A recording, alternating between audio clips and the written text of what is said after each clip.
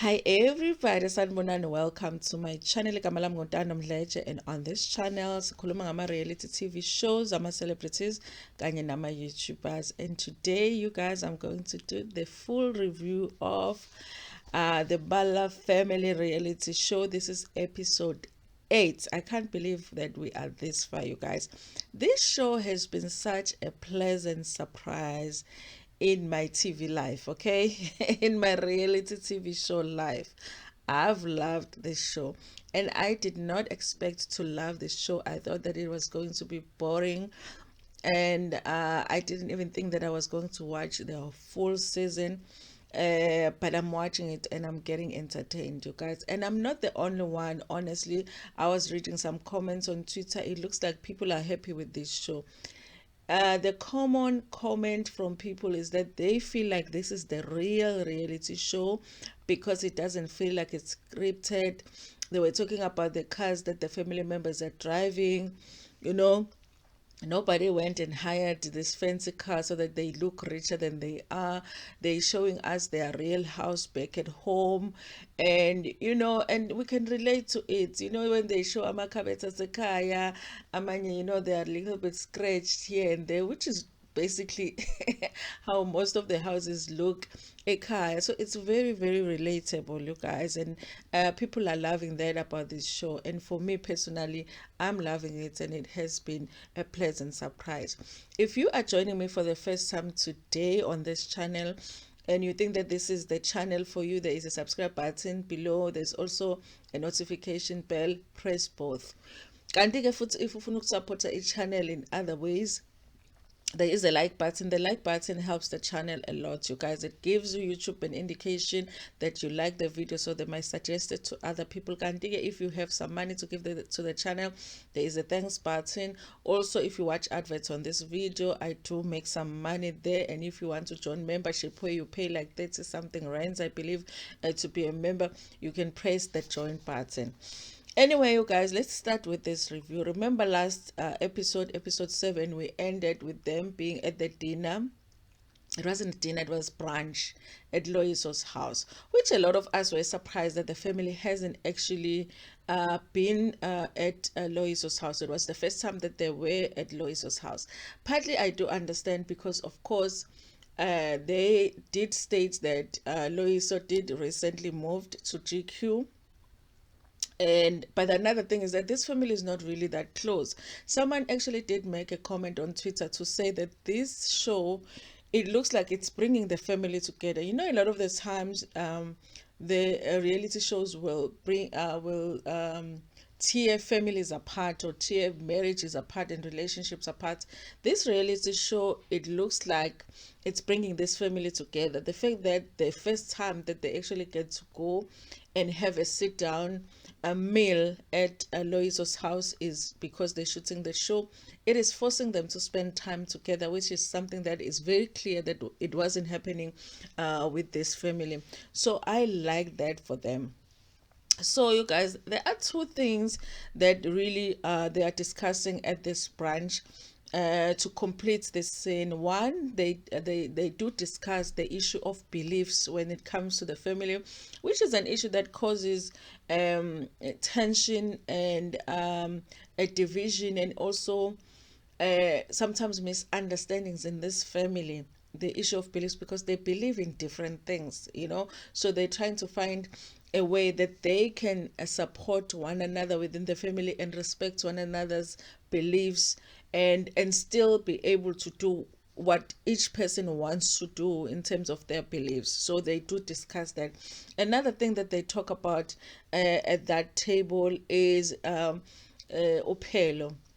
I think that for me, Opelo it's becoming frustrating issue Opelo, because clearly Pelo needs help, but it's also clear that nobody can help Opelo unless Opelo really stands up for himself and say, I need help, this is what I'm struggling with. And I don't know if that is going to happen with the family, or people that are his friends outside of the family can help him.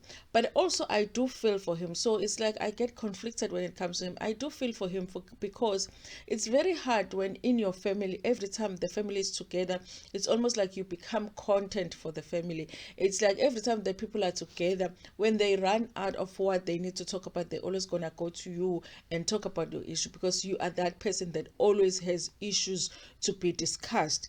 And it almost feels like other people's issues are not being discussed, so you get tired of being the topic of conversation in the family. And I think honestly, Opelo is at that place at this point, but we are going to talk about that. Okay, so now remember, we have an event coming, which is ngesiZulu sithi uyakhishwa, mhlawumbe mawukade uyothwasa kuthiwa kwenziwa umsebenzi wokukhishwa kukabani. I forgot what they said was in Xhosa. So umsebenzi kaPhelo is coming. Remember, ubethwasa. And I don't know if it's differences in you know, indlela ekwenziwa ngayo ekuthwaseni, because uPhelo looks like he is at home. Uyathwasa, but he is at home, so he's not kwaGobela, you know, he doesn't live there. So I guess it's different for him. So we have that event coming up, and last week that had been an issue where the mother did not want to go to the event because she was saying that she is a Christian, she cannot participate in certain things when it comes to ubungoma bukaPhelo, and Uzwai had an issue with that. You remember the noise, the nose issue, when they said go to he moves his nose when he is upset, which was very funny. That Jafta said that. Anyway, you guys, so now they're completing that conversation. The fact that Ubab Jafta is still insisting that him and the mother is not gonna really be able to go to the event, and he feels like that should be respected because they do understand that they're Christians. The family knows that they're Christians. So if they say they can't attend other events, they should not make it an issue. Instead, other family members should go and attend the event. And this is the point that Uzwai makes, which I think really honestly, it applies to a lot of families, where a lot of the things, when things are being done in a Christian way, nobody questions it. Nobody's going to ask you, are you comfortable with us reading the Bible at the funeral of a family member? It is assumed that that's how things are going to be done. They're going to read the Bible, they're going to be singing there. And whether you believe in being uyisangoma unjani, you believe in tradition, you believe what, but when it's the funeral, for an example, everybody's gonna be there a sonta, and people that are not Christians don't question that. They just let the Christians do the Christian thing when it comes to events.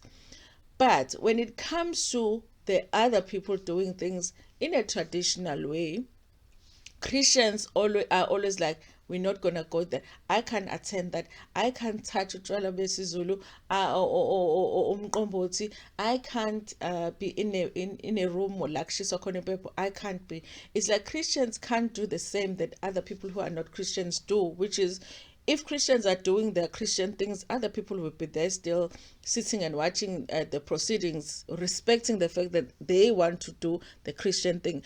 But when it's the other way around, that does not happen. I thought that was an important thing to point out.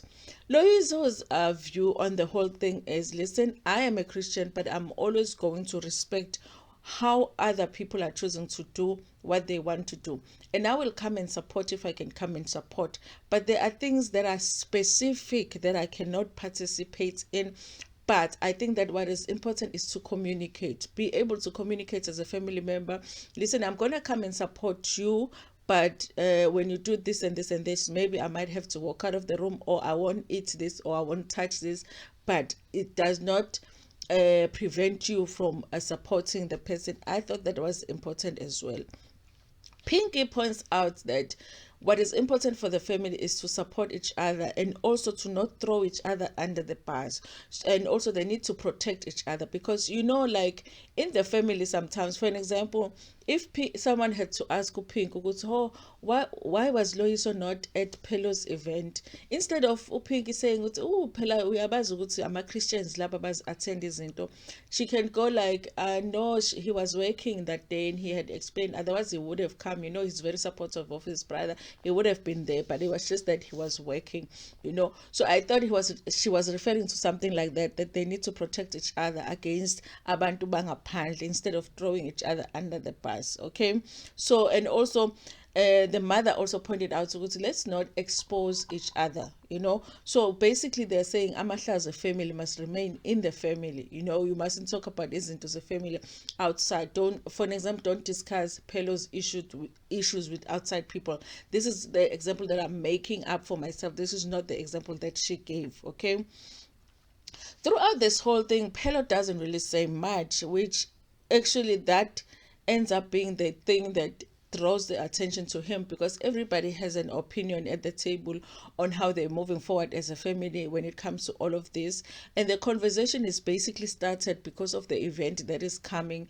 Yeah, ke upelo. So for him to not have anything to say about the situation, that drew the attention to him. I think he was just trying to withdraw enough so that people don't really say much about him, but that actually made everybody look at him to talk, because now everybody has spoken at the table. Now they're waiting to hear what he has to say, which he didn't have anything to say. Then if he doesn't have anything to say, it draws even more attention to him, because then they're like, oh, okay, are you okay? How can you not have an opinion on this, you guys? So then the conversation moved to them discussing Upelo. I did wonder, you guys, what happened, because remember, Upelo auditioned for the part on Gqeberha, and I actually know the part that he was. If you watch Gqeberha, you will know which part he was auditioning for, and someone else got that part. And I think what he's trying to say in the scene, and you will correct me if you watch the show and you understood it different, is that he did get the parts, and then he was supposed to show up for work, and he was drunk and he did not show up for work. He did call them and let them know that, you know, and apologize for not showing up. And they said they would let them know they haven't called him back. Of course, they're not going to call him back, because there are many people that auditioned for that part. And if you're not going to show up for the first day at work, they're going to call somebody else, which they did. Then they got someone else for the part. So he does say that he was drunk, and that's the reason he did not show up for work. Here's the thing, though. Um, I was conflicted in this one as well, because the other family members, like Uloyiso Nayu Pelo, felt like Uzwai was bringing that conversation at the table, and it was inappropriate for him to do so. But I felt like the conversation was, are you okay? And if they're asking if you are you okay, and you're not really giving them the details, so maybe they wanted to ask a more specific question, like, are you okay? Did you get that job? Maybe the reason you are upset is because you did not get the job. What happened there? I did not necessarily feel like it was inappropriate, but I did understand Pelo's discomfort with it. And also Loiso agreed with the fact that maybe it wasn't the right place to bring it at the table. Something is going on with the Pelo, you guys. And this is the thing that I said last review as well, that I don't understand. He has answered the calling. If you know it is the real calling, he has answered the calling. He's doing what he's being told to do in terms of, like, you know, utwasil and all of that. But why is his life still in a mess as it is? That is what I don't understand. Why is he struggling to sort out things, even though he is on this journey that he is on right now? I don't get that. Okay, him not showing up for jobs, important jobs, because he is drunk, there is a little bit of immaturity there, but also it makes me feel like, okay, is alcohol really the problem that the family needs to attend to? And they do get to that conversation where they even talk about possible rehabs, not rehabs, but possible, you know, psychiatrists. Maybe he needs to see somebody. They even offer that they might actually pay. They had offered previously to pay for him to go for counseling, and they do ask him specifically, you guys, do you need help? You know, as a family, what can we do to help you? I do feel like most of the family members, Zagabala, have an issue with behavior Pelo. One thing that they don't take away from him is the fact that they are there to help him. You know, should he need help, they feel like they will be there to help him. But he doesn't speak. Even when he speaks, it's very difficult to understand what Pelo is trying to say in a conversation. He does say, you guys, that he is tired. He said, I am tired of me. He's tired of being that person, that always has to be discussed. Here's the thing, you guys, I don't know, because Pelo is a last born, and I'm a last born. Sometimes they can be going through a lot, yes, but sometimes they can I don't want to say pretend to be going through a lot, but they can use whatever it is that they're going through a lot to get attention from everybody, because they are used to everybody just caring for them, and everybody worried about them. And if they feel that it's being taken away from them, even for a moment, they would just do something crazy so that the attention comes back to them. So sometimes I don't know. I mean, should they be on him all the time, offering him help, or should they leave him alone until it's such a time where he is ready to get the help, and then he can come back to him and say, listen, you guys, I'm not doing well here, I need help? Because the family sounds like, if he said that to them, if he said, listen, I need help, I need to go to rehab, I need counseling, I need whatever, it looks like they are all willing to pitch in and help him. Okay. So then, the second part of the episode was, of course, umsebenzi kaPhelo. I was so happy to see the mother there, because I totally didn't understand why she was saying that she wasn't gonna go to the event. I was happy to see her sitting down with Pinky, and I feel bad for Pinky, because Pinky just always looks like she's always that person that always takes the role of a mother when their mother is still alive, and very fresh, because their mother is very young. Surprise. She looks very young, and she can still do things for herself, and even she can do things for them still. That's how fresh she is. Okay. So I was happy to see them there, but Jafta was not there. Of course, they were questioning why he wasn't there, and especially because the agreement at the table was that they are going to do whatever they can to support each other, and of course Pink was worried about that. It was, how come he is not there, Ujafta. And yeah, so I was glad, I was so happy to see the mom there, you guys. And I think that overall umsebenzi went well, I think. And yeah, I think it went well, you guys. I think Pelo was happy with how things were going. I think he was mostly just focused on himself and focused on what he was supposed to do for the day. And Ulois was not there. He did say that he had called Upelo and communicated with him that he needed to work, and that it wasn't anything personal to him, that he wasn't showing up, and also it wasn't because maybe he's not attending because he's a Christian and all of that. He just said that he explained to him that it was specifically because he had to go and work. Okay. The third part of this episode, it was Ubab Jafta visiting his kids, which we haven't seen. Have we seen them? I haven't seen them on the show. So he had gone to the house, which I assume it's his house, the house that he shared with his late wife. His kids, he has two kids, grown-up kids. Okay, so now, remember, he had made a suggestion that he wants his kids to meet with the Bala kids, which Uzwai had agreed that they don't have a problem with meeting the kids. They already know them, but they haven't met officially since their parents were dating. Okay. And then he goes into the story of sharing what happened with him and his wife. He says he had married the first wife and they never had kids. And then after, I think the first wife passed, and then he married the second wife, who's the mother of his kids. And then uh, and then they had kids, but he lost, at some point he lost his job. So when he lost his job, he says, obviously, they started going through some struggles. He feels like that really affected his wife to a point where she had a stroke and passed away. Okay. The kids do say that after their mother passed away, Bob Jafta started drinking, and he was drinking a lot. And then 6 months later, he met Umagazwai and wanted to marry her. The guy, the boy, is saying, when I say the boy, is not somebody that is young. He must be in his 30s or something.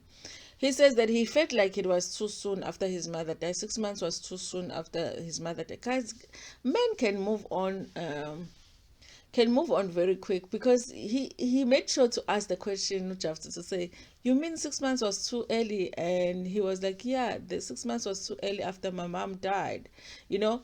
And I think about how much society makes a big deal when a woman does that. If I lost my husband and then 6 months later I am marrying someone else, it will be in the newspapers. I am telling you. You know, as a woman, it will be in the newspapers. They'll be talking about it. But Jafta was like, huh, you mean it was 6 months, you know? So he is feeling like that. Whereas, you know, the girl is feeling like, you know what? I saw how my father was after my mother passed. He was drinking a lot, and behamba izinto zomsebenzi, efuna utshwala and all that. So when he finally met, you know, his current wife, he changed. You know, he stopped drinking. It looks like everything was in order when he met her. So I couldn't be against him getting married, because I felt like the marriage was good for him. It was good for him to marry Umagazwai, because at least he stopped drinking, you know. And I'm like, I would feel the same if my father started drinking a lot and then he stopped because he met someone else. As hard as it is to think that, okay, now my father is going to marry someone else, but if I feel like his life is better with, you know, that person, then I will have to deal with him. Okay.